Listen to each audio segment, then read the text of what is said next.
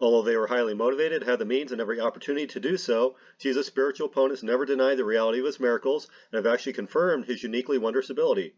As Ram wrote, that Jesus was hated by many of his fellow countrymen as a matter of gospel record. Yet the inhabitants of Palestine, who had sufficient motive in their hatred and sufficient proximity to the life of Christ, have never written a line of denial of a single miracle. On the other hand, some of the very opponents of the Christian faith admitted in writing that Christ performed miracles, such as Hierocles and Julian the Roman emperor. In addition to the absolute fact no first-century author ever openly denied the reality of Jesus' miracles, we actually have written evidence from hostile witnesses which affirm their historicity.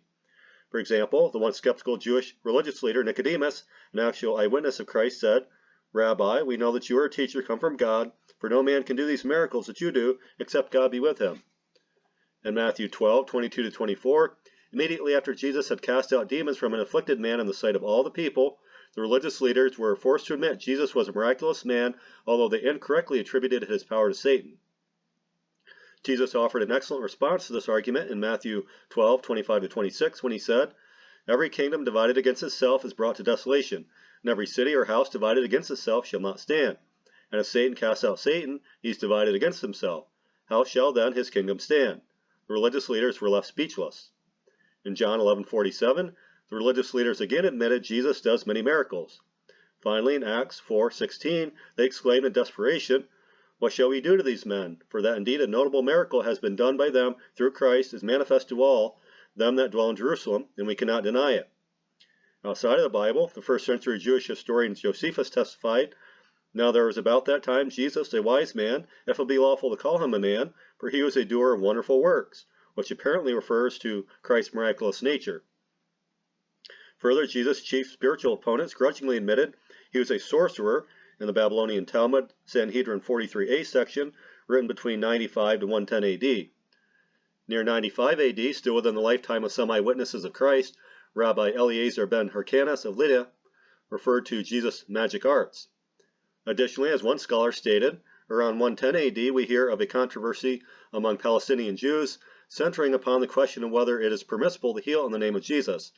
Now, miraculous healings in the name of Jesus imply that Jesus himself performed such miracles. Celsus, the staunch 2nd century antagonist of Christianity, further confirmed in his writings the dominant cultural conception of Jesus as a miracle worker. Also, Julian, the Roman emperor, an opponent of Christianity, who reigned between 361 to 363 AD, unwittingly affirmed Jesus' miraculous nature when he wrote, "Jesus has now been celebrated about 300 years, having done nothing in his lifetime worthy of fame, unless anyone thinks it a very great work to heal lame and blind people and exorcise demoniacs in the villages of Bethsaida and Bethany. Such miracles are certainly a very great work." These accounts offer assurance Jesus was publicly recognized as a miraculous man by even his enemies through at least the 4th century AD. Admission of these facts must have been painful, but they are highly significant. As Dr. Paul Meyer noted, positive evidence from a hostile secular source is the strongest kind of historical evidence. In essence, this means that if a source admits a fact decidedly not in its favor, then that fact is genuine. The positive written admission of Jesus' opponents regarding his miracles is strong proof he really performed them. It is truly incredible that even Jesus' critics never denied, and in fact actually admitted the reality of his miracles, since they desperately didn't want the miracles to be genuine and had every opportunity to disprove them before large masses of people. If Jesus' acts were simply magic or trickery, then the enemies, who likely watched his every move with eagle eyes, would have eagerly exposed the fraud in a heartbeat, but they could not since the miracles were real. If they denied Jesus' miracles, the multitude would have known they were liars. They were not yet willing to risk their reputation and authority by promoting a story which numerous people would have known was false. They were forced to accept the reality of Jesus' supernatural miracles against their will. The chief priests and Pharisees were clearly intimidated and scared by Jesus' miracles, for they said, as recorded in John 11:47-48, "What shall we do? For this man Jesus does many miracles. If we leave him alone, all men will believe on him, and the Romans shall come and take away both our place and nation." The Jewish religious leaders were so concerned they actually tried to kill Lazarus before anyone else discovered Christ had raised him from the dead.